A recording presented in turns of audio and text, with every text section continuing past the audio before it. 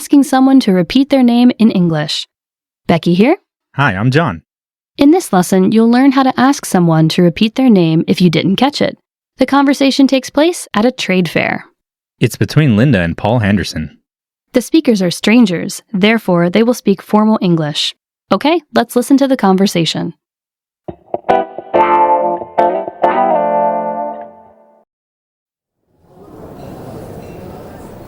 Excuse me, I didn't catch your name. Could you repeat it more slowly? Paul Henderson. Paul Henderson. Thank you. So you work at Rainbows? Yes, that's right. Did you say that you're the sales manager? Exactly. Listen to the conversation one more time, slowly. Excuse me, I didn't catch your name. Could you repeat it more slowly? Paul Henderson. Paul Henderson. Thank you. So, you work at Rainbows? Yes, that's right. Did you say that you're the sales manager? Exactly.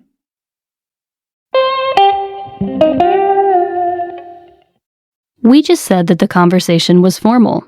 Actually, formality in English isn't as strict and common as formality in some other languages. Right, even in a business situation, you will often hear casual speech.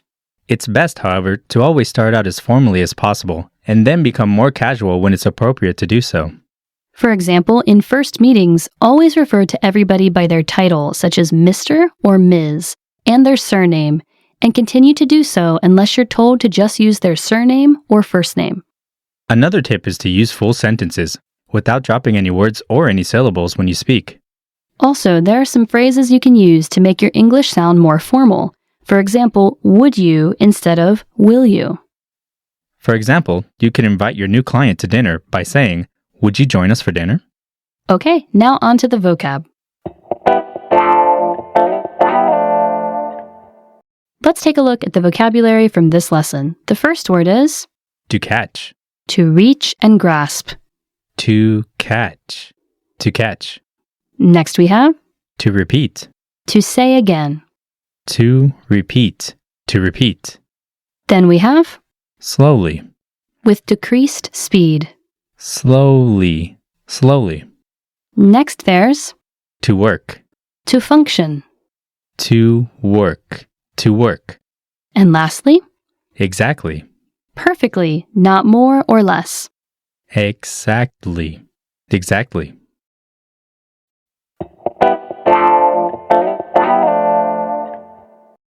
Let's have a closer look at the usage of some of the words and phrases from this lesson. The first word is, Exactly. this is an adverb, and it means that something is completely correct. You can use it in any situation. For example, you can say, "The meeting started exactly on time." You can also use exactly to seek clarification in sentences such as, what do you mean exactly? Okay, what's the next phrase? Sales manager. The first word, sales, refers to the act of selling things. The second word is manager, and that means a person who is in charge of something or a group of people. Together, they mean the person who is in charge of selling things. You can use this phrase in any situation, but it's usually exclusively used in relation to business. Here is a sample sentence. They're looking for a sales manager. Okay, now on to the lesson focus.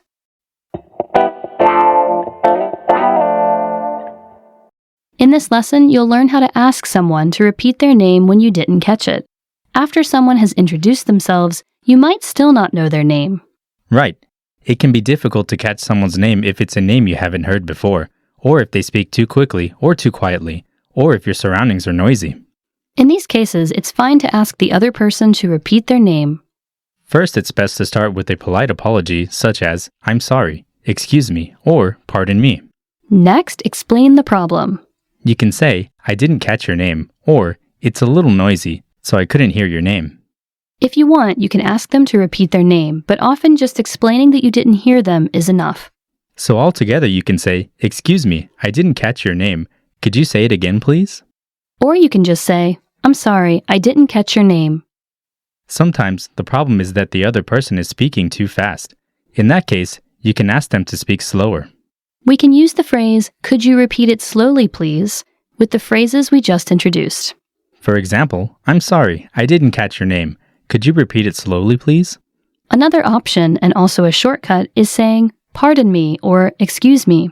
This will immediately tell the listener that you didn't hear them or that you couldn't understand what was said. Now, let's see the last topic of this lesson, confirming and repeating information. Understanding clients is extremely important, and using verbal confirmation is a great way to make sure you and the client are understanding each other.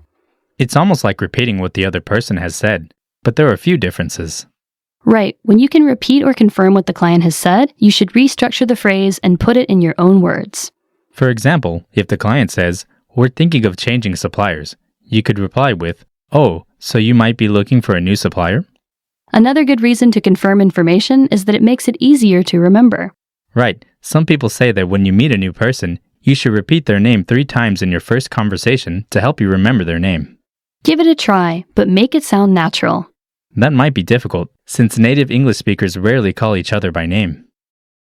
Okay, that's all for this lesson. Thank you for listening, everyone, and we'll see you next time. Bye! See you.